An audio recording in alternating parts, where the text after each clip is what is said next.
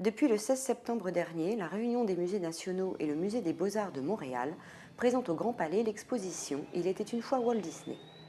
Aux antipodes de Disneyland et de ses attractions de fêtes foraines, l'exposition se propose de nous donner une lecture historique et analytique de l'œuvre de Disney. Mais ne vous y méprenez pas, il ne s'agit en aucun cas d'une exposition intello ne s'adressant qu'à un public d'universitaires ampoulés, bien au contraire. C'est une véritable exposition grand public dont la scénographie se veut délibérément un peu infantile, ce qui permet à chacun de découvrir la face cachée de l'œuvre de l'un des créateurs les plus originaux du XXe siècle, tout en s'amusant.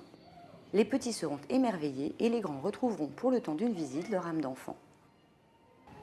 Tout commence bien évidemment par une souris, puis on découvre au fur et à mesure les sources littéraires et cinématographiques qui ont inspiré Walt Disney.